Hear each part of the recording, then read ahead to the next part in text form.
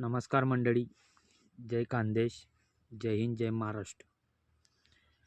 हा जो मक्का दिसत आहे तुम्हाला, हा मक्का हव्याने पडून गेलेला होता वारा वादळमध्ये. नमस्कार मंडळी, जय हिंद, जय महाराष्ट्र, जय खानदेश. आपण आपल्या शेतामध्ये बसलेलो आहे.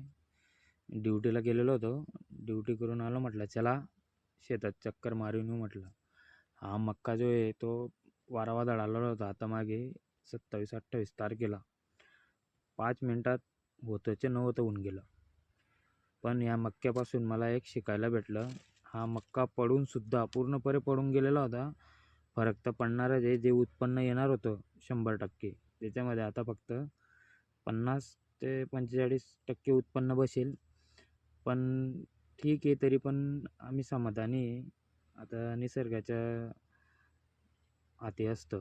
निसर्गाच्या पुढे कोणी जाऊ नाही शकत आणि देवानं जसं ठेवलं तसंच राहावं लागेल.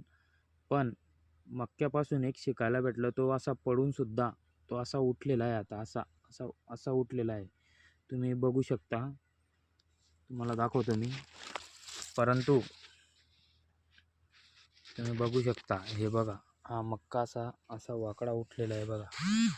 इथे दिसत आहे ना, पडलेला असा वाकडा उठलेला आहे. आणि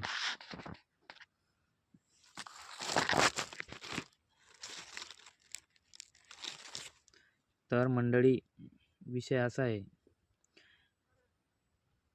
तर माणसाने खचून जाऊ नये. प्रामाणिकपणे कष्ट करत राहावे. देव कोणत्या प्रकारे आपल्याला देतच राहतो. माझे एवढंच म्हणणं आहे, शेतकरी भावांनो, खचून जाऊ नका. प्रयत्न करा. आता नाही तर पुढच्या वेळेस देव नक्की आपल्याला याच्यापेक्षा भरभरून उत्पन्न देईल. जय हिंद, जय महाराष्ट्र, जय खानदेश.